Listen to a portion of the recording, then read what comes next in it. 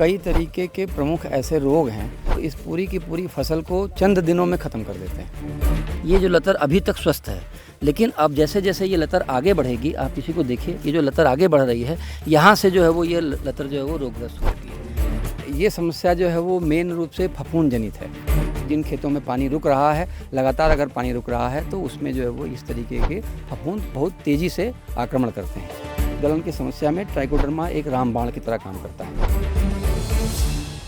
बहुत से किसान परवल की खेती सिर्फ उसकी लतार के लिए करते हैं, यानी उसकी जो लत्ती होती है, जिसे आप बीज कह सकते हैं, जिससे परवल की खेती होती है। लेकिन इसी लतार में कई बार रोग आ जाता है, जिसकी वजह से पूरी की पूरी जो फसल है, खेत है, वो ख़त्म हो जाते हैं और किसान को फ़ायदे की जगह एक बड़ा नुकसान भी होता है। हम इस समय मौजूद हैं गाज़ीपुर के हंसराजपुर गांव में और हमारे साथ में IIVR वाराणसी के प्रधान वैज्ञानिक डॉक्टर DP सिंह जी हैं, जो यहां पर ऐसे ही एक खेत में आए हैं जिसमें इसी तरह से रोग लगा हुआ है। वहां पर ये निरीक्षण भी कर रहे हैं, उन्हीं से हम बातचीत करते हैं। डॉक्टर साहब, बहुत बहुत स्वागत है आज आपका गाँव जंक्शन चैनल में। धन्यवाद। डॉक्टर साहब, लतार बड़ी कीमती चीज़ कह सकते हैं। जैसा हमारी कई बार किसानों से बात होती है, वो बताते हैं 1 एकड़ से वो 6-6 लाख रुपए तक की लतार बेचते हैं, लेकिन अब जब ये हालत है तब अब देखिए, यहाँ के किसान मुख्य रूप से तो लतर के लिए ही खेती करते हैं। यहाँ समस्या एक बड़ी ये है कि इसको लगाने के बाद जो इसमें कई तरीके के प्रमुख ऐसे रोग हैं, जो रोग की जो है वो इस पूरी की पूरी फसल को चंद दिनों में ख़त्म कर देते हैं। ख़ास तौर से तब जबकि ये लतर को निकालने का जो असली समय है वो अक्टूबर के बाद शुरू होता है, लेकिन इसके चूँकि पहले से फसल चली आ रही होती है और उस समय बरसात अच्छी खासी मात्रा में होती है, तो यहाँ पर जो है वो बरसात का, नमी का, पानी का, खेत में मिट्टी में पानी रुकने का ये एक बहुत बड़ा कारण है, जिसके चलते कि जो है वो इस तरीके की समस्या होती है। अगर मैं आपको दिखाना चाहूँ तो आप यहीं पे इसी खेत में आप ये भी देख सकते हैं कि ये जो लतर है, जिस लतर का किसान उपयोग करते हैं, ये जो लतर अभी तक स्वस्थ है, लेकिन अब जैसे जैसे ये लतर आगे बढ़ेगी, आप इसी को देखिए, ये जो लतर आगे बढ़ रही है, यहाँ से जो है वो ये लतर जो है वो रोगग्रस्त हो चुकी है। ये लतर जो है वो पूरी की पूरी इस मिट्टी के संपर्क में हमेशा रहती है। मिट्टी नम है और उसके साथ साथ में ये लतर जो है वो अब ये इन्फेक्टेड हो चुकी है। ऐसी तमाम सारी लतरें आप देख रहे हैं जहाँ की जो है वो इन्फेक्टेड होने के बाद लतर इस तरीके से सूख जाती है। आगे की पूरी जो है वो फसल इनकी पूरी सूख के बर्बाद हो जाती है। और वास्तव में अगर देखा जाए तो जो ये 6 लाख 5 लाख जितने भी अगर ये उम्मीद कर रहे हैं कि इससे इनको मिलना चाहिए, लेकिन जो है वो at the end of the day कह लीजिए, अंत में जाके इनको वास्तव में बहुत भारी नुकसान का सामना करना पड़ता है। तो इससे फिर कैसे बचें, क्या तैयारी करें? वैसे ये गलन की समस्या है, आमतौर पे गलन ही बोलते हैं, और ये समस्या जो है वो मेन रूप से फफूंद जनित है। और वो जो फफूंद है, वो फफूंद भी विशेष रूप से अगर देखा जाए तो वो सब सारे के सारे फफूंद जो है वो मृदा जनित रोग हैं, जो कि मिट्टी से ही आते हैं। इसका मतलब ये है कि किसी न किसी रूप में या तो इसी मिट्टी में ही रोग हैं, और जो समय आने पे अनुकूल माहौल मिल गया, अनुकूल वातावरण मिल गया, नमी मिल गई। और इसके साथ साथ में किसान, आप एक चीज़ और देख रहे होंगे कि हमारे किसान भाई जो है वो यहाँ पे इस तरीके से मल्च का उपयोग करते हैं, जो कि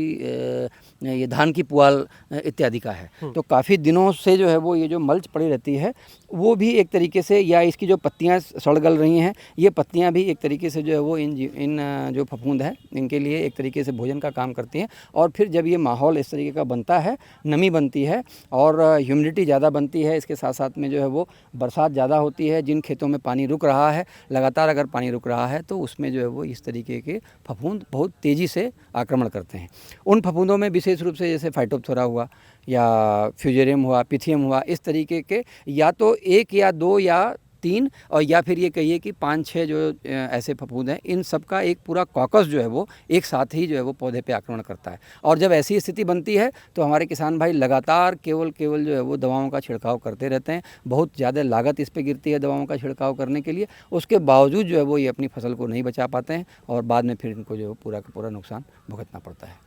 दवा छिड़कने के बाद बचाव क्यों नहीं हो पाता, ये भी आप समझाएंगे हमें? एक तो जो सबसे बड़ी चीज़ समझ में आती है, जैसे यहाँ पे अगर आप देखिए, मान लीजिए यहाँ पे आप छिड़काव कर रहे हैं, इसमें इस भाग में अगर आप छिड़काव, या ऐसी ही पूरी फसल है उस भाग में आप छिड़काव कर रहे हैं, तो उसमें बहुत सारी दवा तो इस तरीके की है जो ऊपर जाके ही जो है वो आपका पौधे के ऊपर रह जाती है, दवा जो है वो नीचे जा नहीं पाती है। लेकिन असली जो स्रोत है आपका फफूंद का, वो ये स्रोत है, जो मिट्टी और मिट्टी के इसके आसपास का क्षेत्र, जहाँ की वास्तव में सड़ी गली पत्तियाँ, जैसे आप देख रहे हैं सूखी पत्तियाँ हैं, ये इस तरीके से जो सड़ा गला क्षेत्र है, जहाँ की जो है वो अगर देखा जाए तो यहाँ पे तमाम तरीके का इन्फेक्शन पैदा हुआ है। अब ये है कि जैसे ही ये जो है ये तना जैसे ही इसके संपर्क में आएगा, अगर यहाँ पे फफूंद है तो वो निश्चित रूप से इसको इन्फेक्ट करेगा। आप कितना भी अगर यहाँ पे छिड़काव कर लीजिए, ऊपरी भाग पे आपका छिड़काव होता है, नीचे के हिस्से पे अगर छिड़काव नहीं जा पाता है तो आप निश्चित मानिए कि आप जो है वो जिस चीज़ को मारने जा रहे हैं उसके लिए जो है वो दवा का जो हिस्सा है वो बहुत कम जा रहा है, जिससे कि आपको उतना अच्छा कंट्रोल नहीं मिल पा रहा है।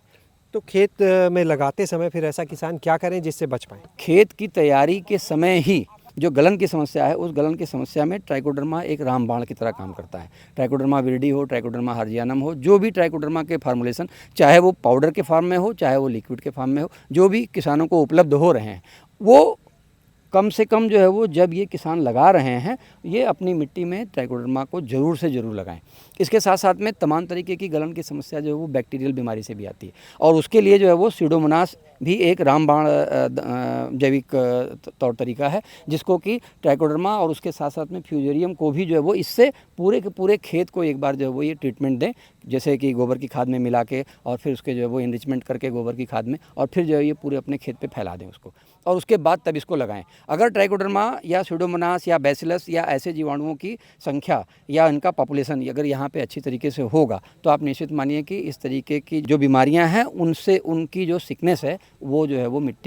मिट्टी से उसमें काफ़ी हद तक बचाव मिल जाएगा। एक चीज़। दूसरी चीज़ ये है कि जैसे जैसे ये फसल आगे बढ़ती है, एक बार ना उपयोग करके जैसे जैसे फसल आगे बढ़ती है तो उस केस में बीच में भी जो है वो किसान अगर चाहें तो एक दो बार और जो है वो ट्राइकोडर्मा या सीडोमोनास या पूरा मिक्सचर बना के इसका जो है वो एक बार इसका छिड़काव यहाँ पे कर सकते हैं। चाहे लिक्विड है तो उसका छिड़काव भी कर सकते हैं मिट्टी पे, जैसे कि अभी दवाइयों का छिड़काव किया जा रहा है, और नहीं तो कम से कम गोबर की खाद में मिला के एक दो बार जो है वो इसको पूरी तरीके से खेत पे फैला सकते हैं, जिससे कि उनको निश्चित रूप से इसका बचाव होगा ही होगा। एक दूसरी चीज़ और है कि किसान जो है वो एक सलाह ये भी है कि ऊंचास का जो खेत है वहाँ पे रखें। दूसरी चीज़ ये है कि ढलान प्रॉपर हो, ताकि जो है वो आसपास के खेतों से कहीं से बह के पानी ना आए, या उस खेत में भी अगर पानी आ रहा है तो वो पानी भी धीरे धीरे सड़क के वहाँ पे पानी रुके ना, किसी भी स्थिति में वो सड़क के दूसरी तरफ चला जाए। इसका एक उपाय ये भी हो सकता है कि किसानों को अपने खेत के किनारे किनारे जो है वो जिस तरफ ढलान है उस तरफ नाली बनानी चाहिए, ताकि एक तरफ से जो है वो खेत से पानी निकले और उस नाली के माध्यम से बाहर निकल जाए,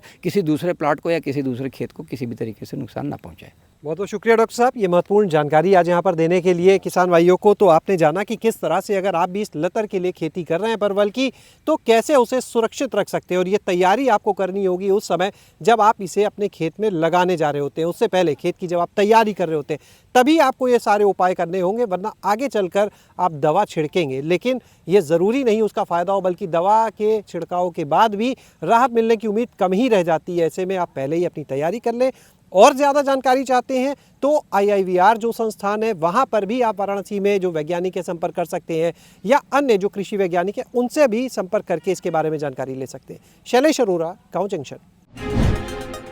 गाँव जंक्शन को सभी सोशल मीडिया प्लेटफॉर्म्स पर फॉलो करें।